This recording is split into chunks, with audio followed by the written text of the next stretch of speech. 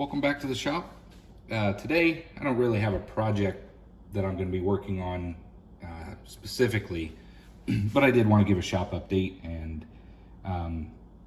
I did start tearing down my compound, and I just wanted to clean it up, looking for more adjustments to see if there's a way to take out some more of the backlash that's in the compound. There's a split nut. I was talking to one of the commenters, one of the viewers, and we went back and forth, and he suggested that there's a set of Allen screws, which I'm still trying to figure out if he means on the carriage with the split screw that goes on the lead screw for your power feeds and whatnot, or if it's within the top slide on the compound. There is no split nut, but I want to take it apart. I thought, well, if I'm going to take it apart, some of you out there might actually want to see the compound disassembled and, you know, what's underneath it all, you know, take it all the way apart. So we're going to do that today. But before we get to that, in some other past videos, we were talking about high-speed steel and grinding your own. And I thought with these inserts that I've been using, you know, they're fine. It's almost like, I wouldn't say cheating, but it feels like, you know, it's kind of the easy route to go. Plus, over time, I think these could, you know, start to add up in cost. If I could, you know, figure out how to grind my own tooling, in addition to the tooling that came with it, that's these all these blue tools that came with it originally. Many viewers said, you got to grind these things before you use them. So I have a grinder, a 6-inch grinder, and I started messing around with some of them that I chipped in some of my early videos, and I am able to grind those. So I'm going to start, that'll be an upcoming video on grinding my own tooling and giving it some test cuts to see how well I did. But for now, something I did acquire is just some inexpensive high-speed steel, 3/8, and this will be my blanks. And I figured over time, you know, instead of just turning an insert and throwing it away, you can continually grind these down until you can no longer mount this piece in your lathe safely and effectively to use it. So I'm hoping that these will save some money and still be as effective for turning down this material. We're going to find out in time. The other thing that I acquired, it was kind of by mistake. I don't know if I'm going to keep this or not, but I am going to test it before I send it back.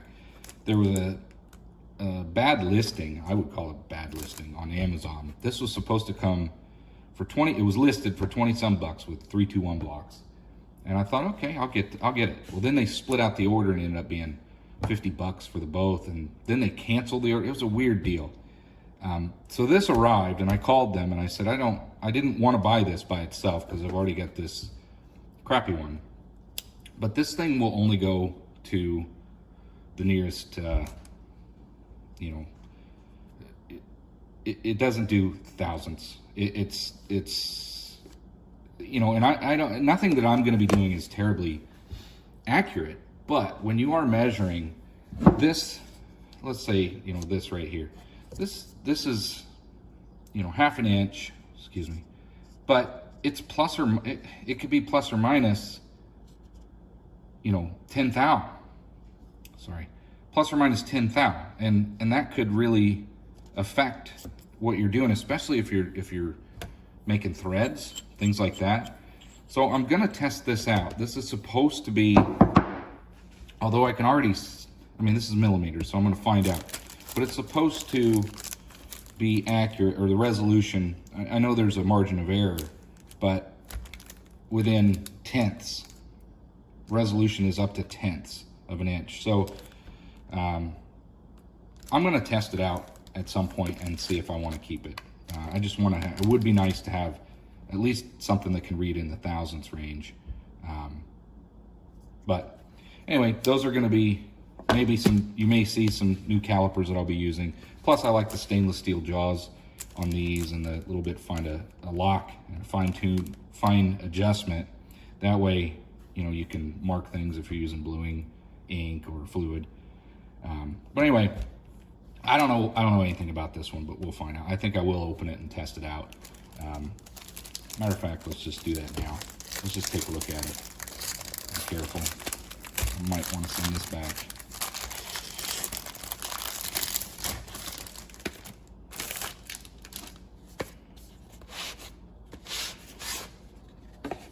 Comes in a nice case, decent case anyway.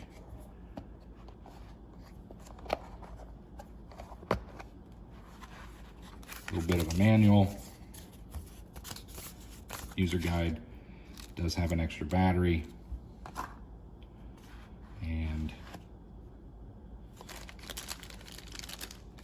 it's certainly heftier than this plastic one. Let's just get it out of here and take a look at it real quick. It's definitely better than the other one. So there it is. It is stainless steel. I can tell right. Well, might be all right.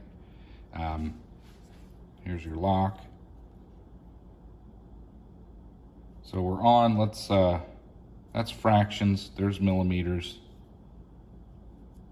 There's inches. Okay. So I do have. It's definitely way more accurate. So if we were to, yeah, I can tell already these are a lot better. Oop, there we go.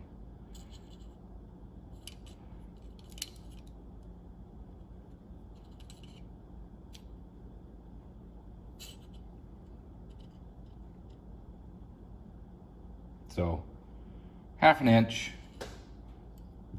And 4 thou. So these are reading larger than, I don't have any gauge blocks or anything. It sure would be nice, but yeah. So 960, 65 thou, 970 thou.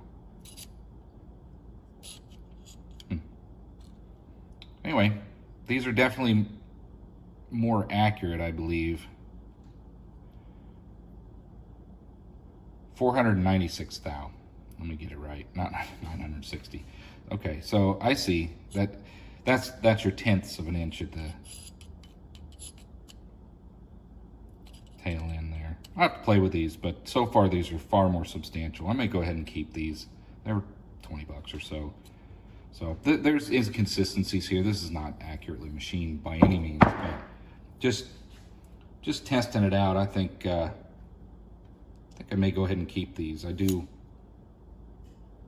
think they're better quality, no doubt. I mean, they are stainless steel. They've got a gauge on the back for what that's worth. I'll have to figure out how helpful that can be. I don't know. I may keep it.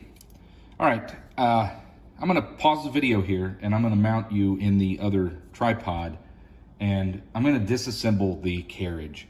I thought, again, the whole point of this video is to get some close details of what it looks like for this particular carriage and what's underneath it, how many Allen screws there are, where they are, the grub screws, and we'll just go through it. I'll bring you right back. All right, welcome back. I've got you mounted up. Hopefully this is pretty good resolution and detail. What I'm gonna do, this isn't really to correct anything. I've already kind of messed with it. I've gotten a lot of the backlash out, especially off of the cross slide, but I really just took it apart and wanted to clean it up. But I thought, I'm gonna take this apart again because somebody might be curious what's underneath this thing. Part of what I removed in previous episodes, and I'll go ahead and put, this is the original tool holder that came with it. Underneath there is a spring and a pin that will catch on these as you rotate them around so they can't come back. So you can only rotate it one way. I like that this is cast, this is heavy, and I really want to use it.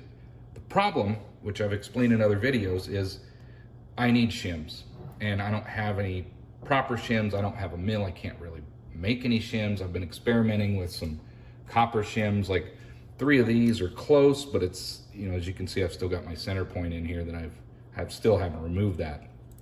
This gets it close, 3 of these little copper rods, or bars, but it's still just, it's off enough to not be centered and cause issues. So I still may play with this. I really want to use this one because it's way more substantial than the other one. But let me show you this. I honestly don't recommend purchasing one of these cheap. It's aluminum.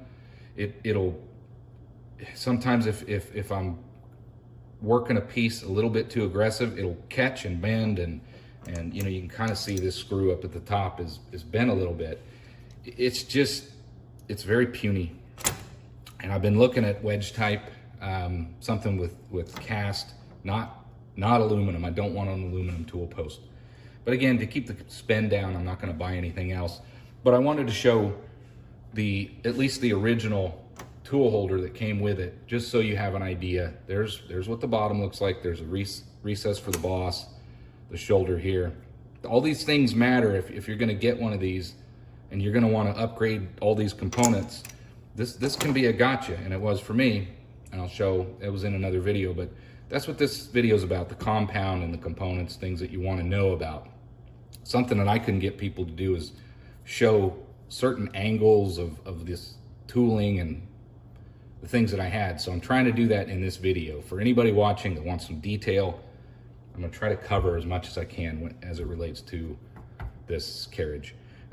So I did buy this, and I like it because I can easily adjust the center height with these tool holders, and that's why I continue to use it, because it's just more convenient. But the original one that came did not have, didn't have a recess. It was just flat here. So I didn't have a spacer that I could mount here, and this wouldn't fit, so I had to drill this out. Again, that's in another video, but just for anybody watching this one, these are things you gotta, you're gonna wanna see the angles of this stuff that you're wanting to buy. And I didn't know that. The other thing is these screws, you got a length that you wanna be able to use. Some of the ones that came with it are too short. All these things will matter. You may have to find yourself purchasing or machining your own screw to fit your application. But anyway, keep that in mind as you're buying things. This one has a shoulder. Some of them don't have a shoulder. Some of them have a T-slot. This is just what came with the lathe. So you take the tool post off, and now you have your cross slide. I'm not going to cover the gib issues, but those are in previous videos. But what we're going to do is take this cross slide off first. I'm going to loosen up my Allen keys so I can get this off.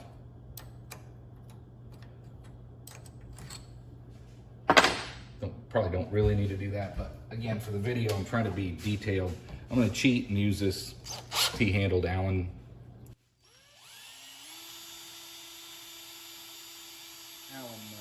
wrench.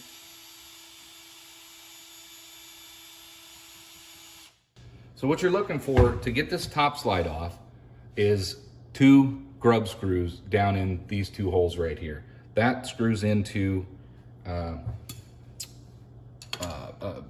bracket or a disc underneath here that allows you to rotate this. So when you loosen this up,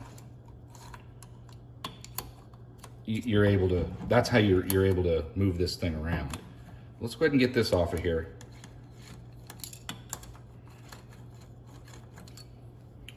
And that is the top slide. Now I can continue to take this off.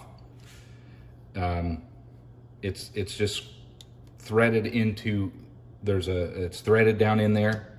That's really it. It's just threaded through this dovetail casting. There isn't much else to the top slide. You just have your base for the top slide, your top slide itself, the gib, your adjustment screws, and then the 2 screws that will mount into your cross slide. That's it. There's really nothing else to this. And if you can take this all the way off. Go ahead and do that. See, that just comes off of there. You got your gib and then your screw, lead screw for that. And it's just threaded. If you're curious, it's just a threaded hole. Nothing else to that. Put that over here. Make sure I don't lose my Allen screws. It's just the 2 screws that go into this piece, and that's what holds your top slide on. Set that over here. What you have now, and this is where I was talking to someone and I thought he said there would be 2 Allen screws. Now I do have 2 grub screws here. I'll show you what those are for, but he mentioned there should be a split nut. Now, again, underneath here, there is definitely a split nut, and that's what allows you to do your power feed, and it grips onto your lead screw, you know. But, and there's one adjustment grub screw underneath for that. But if you tighten it too much, it just doesn't move. It's very flaky. It's difficult to get tightened down. I'm not going to take that part apart of the carriage today, but let's continue on. What you have is your button oilers. There's a nut underneath here that is mounted with this grub screw, and this one is a pressure grub screw, and I'll show you that when we get this off of here. Again, this is just your mount for the top slide. To get this off, you can actually get it off without taking this back shield off. You just got to fully extend this. There we go. And then you need to take the gib out and loosen up these screws.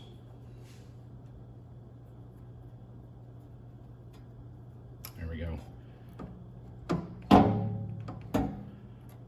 And there's many ways to get it out of there, but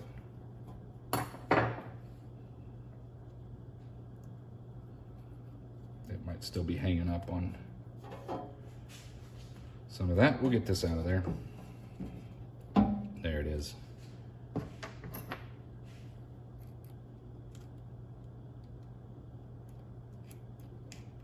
There we go. So we take our gib out, and it's also not machined very well. If you watched any of my gib videos. But this one is not so much a problem as the top slide is. Let's get this out of there. Okay, so there's the gib for the top, for this bottom portion of the top slide. And then finally you're able to get this off by just rocking it up. And there you go. So here's your button oilers. This is your lead nut. This is not a split screw, and I was thinking it might be based off of what I was talking to one of the viewers with, but it's just a nut that's mounted in there with this grub screw, and this one here adds pressure onto that nut, like, you know, downward pressure. I guess that's to adjust some of the tension that's on that nut and just make sure that it's feeding in and out properly. But as you can see, that's it. There's not much else to this. This, completely useless. I don't know why it's even in here. What's that going to do for you? Really? And it flops around in there. It moves. There's no, that doesn't do anything at all. So I don't even know why they bother with that. You really need something on the front side. But anyway, that's what you get. That's what it looks like. That's what's in there. My particular casting is not the worst. I mean, it's not great, but I've seen some on the internet, some YouTube channels where people are just, you know, you take a chance, you get what you get. So we'll set this over here. And this is that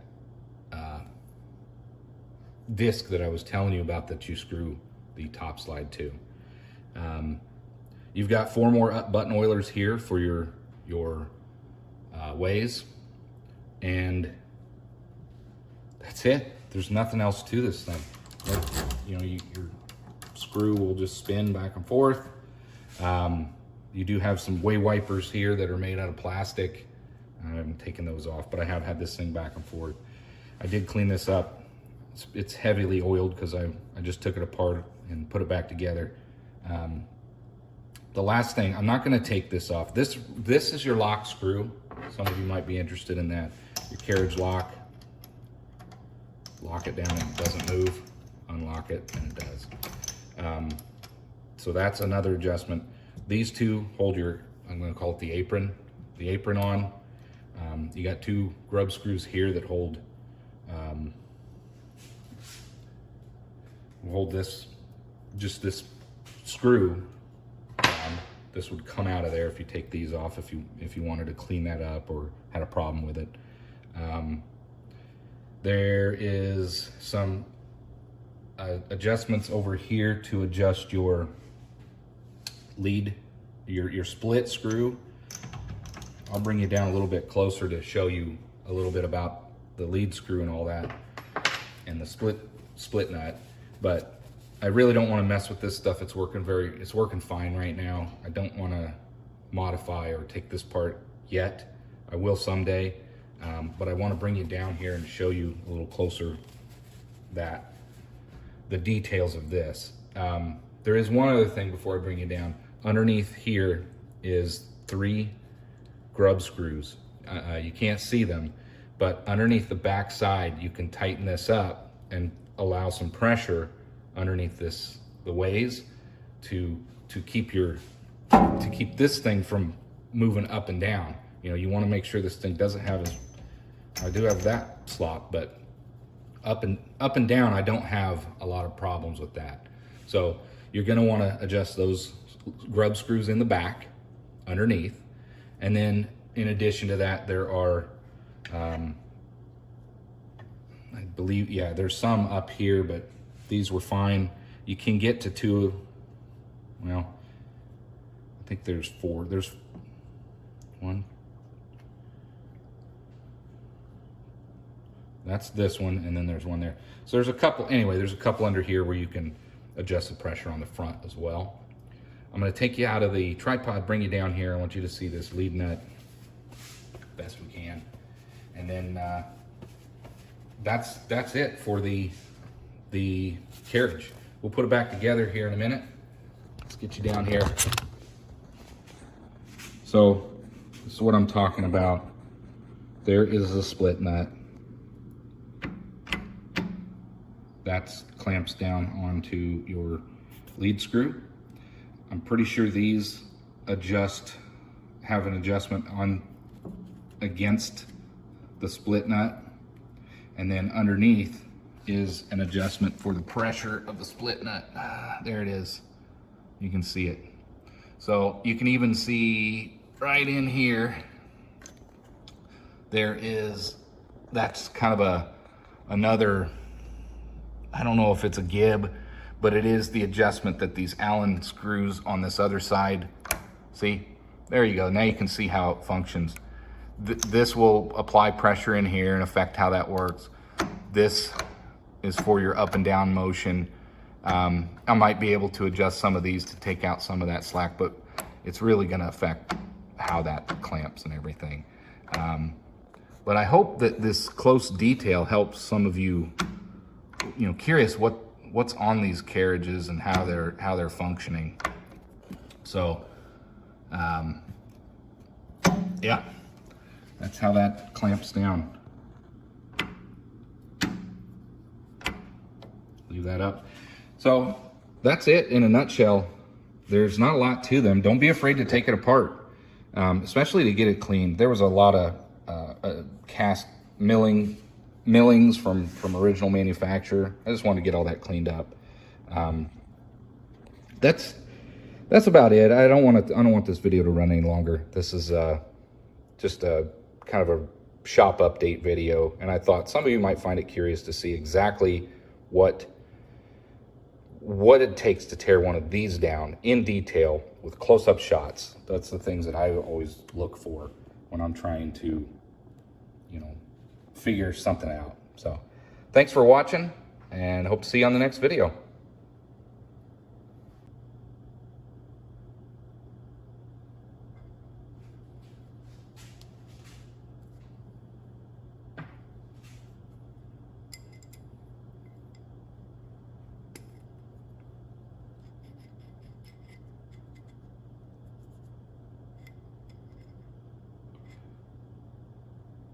thought I would add a clip in here and show you what this is. I could take this all the way off, but all that does is put some downward pressure on here so that it'll adjust it like this a little bit. It'll sit like this, and you know, that's how that's working. So anyway, I just wanted to show you that.